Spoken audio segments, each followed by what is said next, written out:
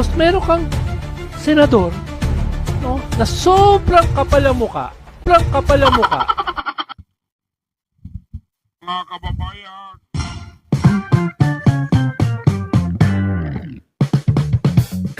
Okay, magandang hapon sa inyo mga kababayan. Nag-init na yung ulo ni Ronald Llamas, mga kababayan.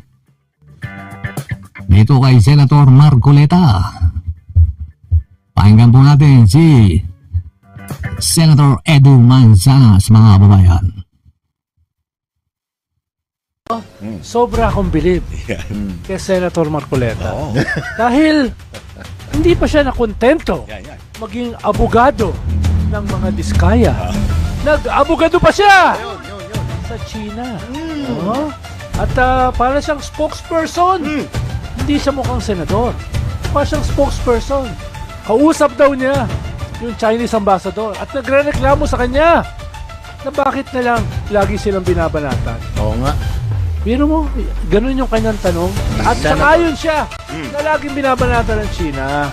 Nakalimutan na niya na ino-occupy ng China ang ating teritoryo. Bahagi ng ating West Philippine Sea ay tinayuan nila ng mga artificial islands na nilagyan nila ng mga missile silos, submarine pens, Grabe. no?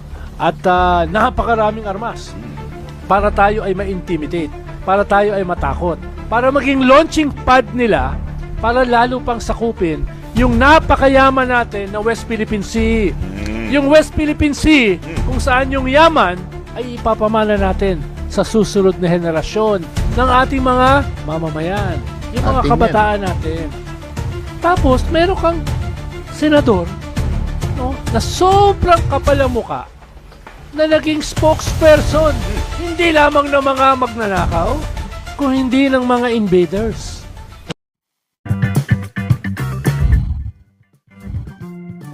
Hindi lang daw nag-aabogado sa mga diskaya, doon sa mga magnanakaw, pati na rin sa China, nag-aabogado na itong si Marcoleta, mga kababayan. Pag-init ng ulo ng Llamas sa Marcoleta.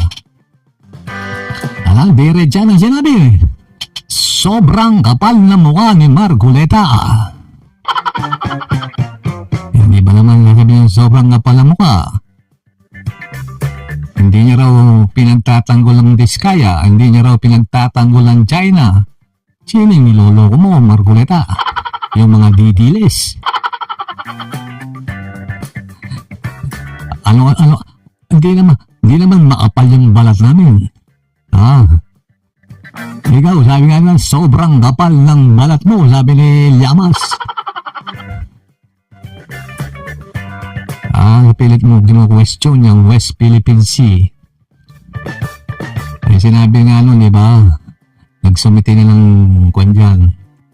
Yung UNCLOS doon sa Secretary General ng United Nations. Para doon sa mga lugar dyan sa Bao de Mansiluk, tsaka dyan sa Kalayaan Group of Islands. Anong sinasabi mong hindi natin alam ang sukat o hanggang saan ang West Philippine Sea, ha? Sabi ni dating Justice Supreme Court Justice Carpio, mga kababayan, sa buong mundo wala man daw nagtatanggol dyan sa sinasabi ng China na nasasakop nila ng halos sakop nila ang buong South China Sea, mga kababayan. Tanging si Marcoleta lang daw, mga kababayan, ang kumukwestiyon yan sa nasasakupan ng South China Sea.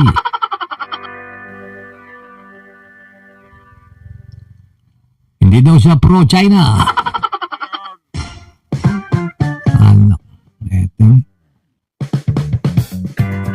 Ayan po siya, mga kababayan. Matibay daw mukha. Makapal. Sabi ni Ronald Llamas. Kaya nagagalit sa'yo si Senator Robin Padilla eh. Tumitindi ng tumitindi yung banat mo kay Robin tsaka kay Marcoleta eh. Nangaano ka eh,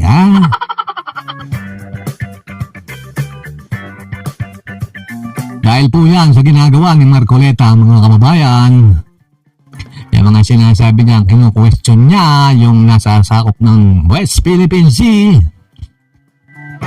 Sabi ng isang dating magaling na politiko, nakakabahala po yan.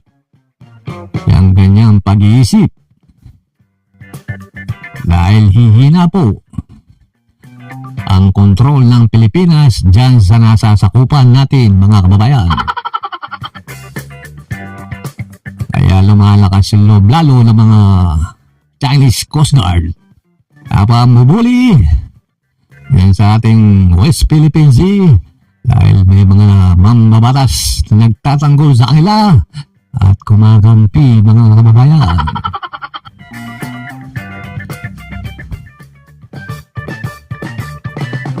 Yung Taiwan nga no? Napakalapit. Talagang pinagtatanggol nila yung sakop nila.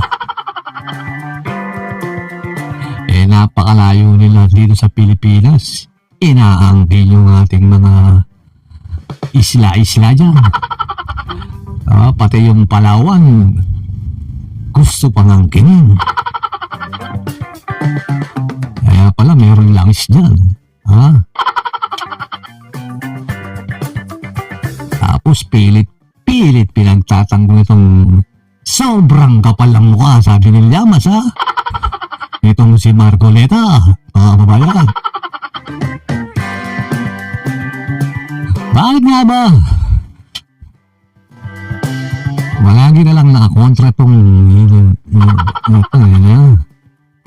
kahit sa mga Bandiskaya, tuwing magkakaroon ng hearing yung Blue Ribbon Committee, palaging restitution na lang sinasabi lang.